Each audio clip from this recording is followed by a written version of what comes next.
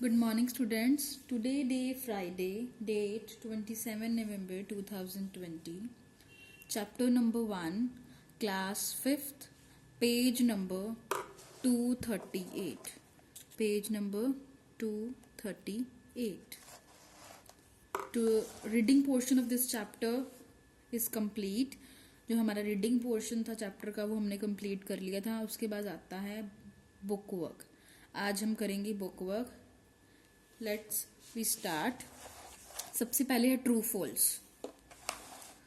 Right t for true and f for false. T जो true है उसके लिए टी लिखोगे और जो फॉल्स है उसके लिए एफ लिखोगे. Every procedure has 3 parts. Aim, principle, precaution. क्या हर प्रोसीजर के 3 ही पार्ट होते हैं? प्रोसीजर के पार्ट तो 3 होते हैं, बट एम, प्रिंसिपल या प्रिकॉशन इन तीनों में से कोई भी पार्ट प्रोसीजर का नहीं है. प्रोसीजर के कौन कौन से पार्ट्स हैं? Title, line, body, and. तो ये क्या होगा? फॉल्स, क्योंकि ये तीनों पार्ट्स प्रोसीजर के है ही नहीं. Next, when we use a sub procedure in another procedure we call it a sub procedure.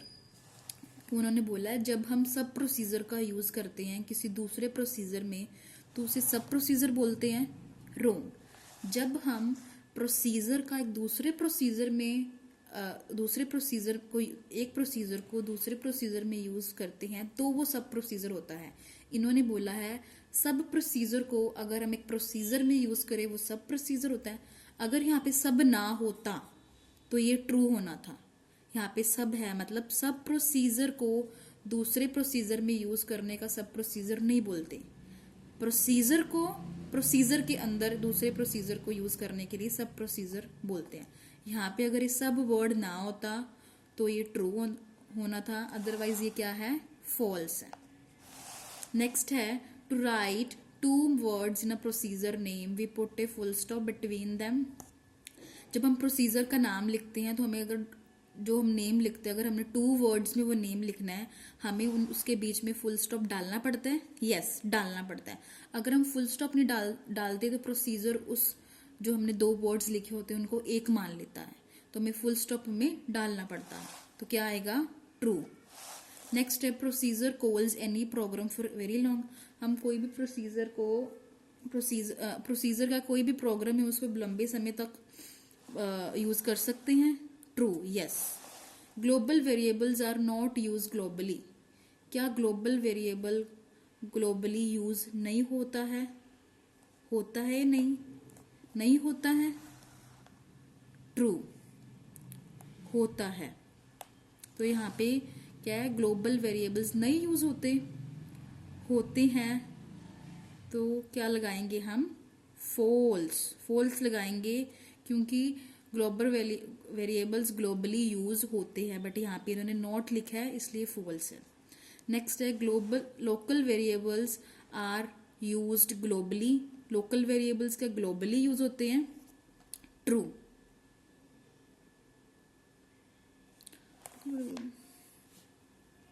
Yes, local variables globally use नहीं होते तो इसलिए क्या है? ट्रू है. Parameter is a separate kind of variable. Parameter एक अलग तरह का वेरिएबल है. यस, ट्रू आएगा. नेक्स्ट है primitive make is use to solve a value into a global variable. जो प्रिमिटिव मेक है इसका यूज ग्लोबल वेरिएबल में किस लिए होता है? वैल्यू को सॉल्व करने के लिए होता है ना, तो इसलिए क्या है? ट्रू है. नेक्स्ट है when a procedure calls up itself then it is called recursion. जब प्रोसीजर खुद बार बार जब रिपीट करता है अगेन एंड अगेन हम प्रोसीजर को यूज करते हैं तो देन इट मीन क्या है? It is called recursion. उसको रिकर्शन बोलते हैं. यस. देखो ग्लोसरी में भी इसका पॉइंट दिया हुआ है और चैप्टर में हमने जब रिकर्शन के बारे में पढ़ा था वहां पे भी सब कुछ ही बताया हुआ है. तो क्या आएगा? True. Primitive if works in any mode. जो इफ प्रिमिटिव है किसमें सिर्फ कोई भी मोड में काम करता है? नो, ये सिर्फ एडिड मोड में काम करता है. तो क्या आएगा? फॉल्स. यहाँ पे उन्होंने बोला एनी मोड नहीं, हम कोई भी मोड में ऐसे काम नहीं करता, सिर्फ एडिड मोड में करता है. नेक्स्ट है filling the blanks. First filling the blanks है in Logo dash and dash 2 modes of operation to its user. क्या हम लोगों को दो तरीके से यूज कर सकते हैं? यस, वो कौन कौन से हैं? इमीडिएट मोड एंड प्रोसीजर, दो तरीके से हम लोगों को यूज कर सकते हैं। Step by step method by doing something is called A procedure. अगर हम स्टेप बाय स्टेप कुछ भी हम काम करते हैं तो वो क्या होता है? प्रोसीजर होता है। सेकंड पे क्या आएगा? प्रोसीजर।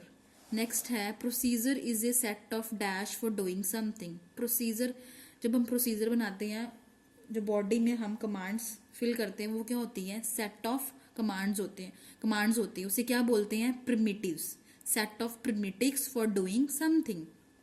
नेक्स्ट है dash line is a line where name of the procedure is written.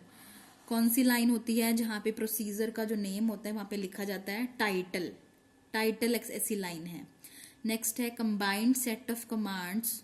जब हम सेट ऑफ कमांड्स को, बॉडी को इकट्ठा कमांड्स को फिल करते हैं तो इससे क्या बोलते हैं? Is called the dash of the procedure. वो कौन सा प्रोसीजर होता है? Body of the procedure. जब हमें सेट ऑफ कमांड्स, जो एरिया होता है सेट ऑफ कमांड्स का, उसे क्या बोलते हैं? Body. Dash is the last part of the procedure. Procedure का सबसे लास्ट पार्ट कौन सा है? एंड। नेक्स्ट पेज पे आइए। By pressing dash we complete our procedure.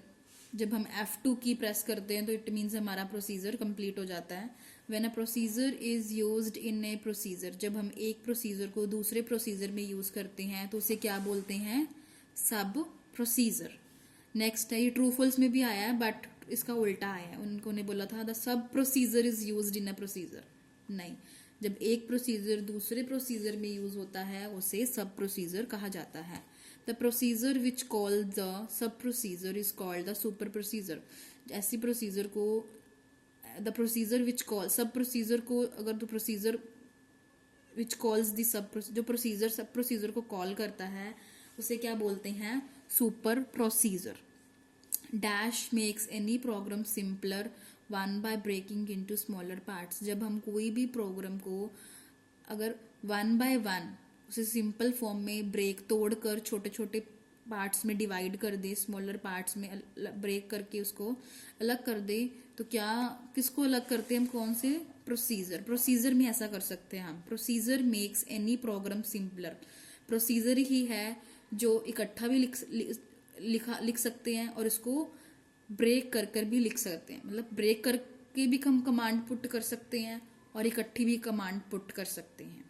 Next है use of dash reduce the possibility of errors. किसके कम होने से एरर्स की पॉसिबिलिटी कम हो जाती है? कमांड्स जब हम कमांड्स का यूज करते हैं तो एरर्स की जो पॉसिबिलिटी है वो कम हो जाती है। एरर्स कम आते नहीं है। Dash is use to store a value into global variable. कौन सा क्या यूज होता है वैल्यू को स्टोर करने? जब हम वैल्यू को स्टोर करते हैं ग्लोबल वेरिएबल में तो हम क्या यूज करते हैं? Logo primitive make. Dash is a separate kind of variable. जो थर्ड वेरिएबल है वो सबसे सेपरेट अलग वेरिएबल है, उसे कौन सा है? वो parameter. When a procedure call up itself then it call recursion। इसके बारे में ट्रू फॉल्स में भी आया था, फिलिंग दी ब्लैंक्स में भी आया है। नेक्स्ट है tick the correct option. First है a set of commands which has a title line, body and end line is called a dash. जो सेट ऑफ कमांड्स, जो बॉडी है, जितनी भी सेट ऑफ कमांड्स है जिसके अंदर टाइटल लाइन, बॉडी होती है और एंड लाइन आती है, उसे क्या बोलते हैं? प्रोसेस बोलते हैं, प्रोडक्ट बोलते हैं, प्रोडक्ट्स बोलते हैं या प्रोसीजर बोलते हैं? क्या बोलते हैं? प्रोसीजर बोलते हैं। नेक्स्ट है कंबाइंड सेट ऑफ डैश और primitives is called the body of the procedure. Combined set of क्या आएगा? क्या और प्रिमिटिव्स को बॉडी ऑफ द प्रोसीजर बोला जाता है? Commands. Combined set of commands or primitive is called the body of procedure. Dash make is used to store a value into a global variable. ये ऊपर फिलिंग दी blanks पे भी आया था। कौन सा क्या यूज होता है ग्लोबल वेरिएबल में इस वैल्यू को स्टोर करने के लिए? तो क्या है? लोगो प्रिमिटिव मेक का यूज होता है ग्लोबल वेरिएबल में वैल्यू को सेव करने के लिए, स्टोर करने के लिए। When a procedure cobbles up itself, then it's called a dash.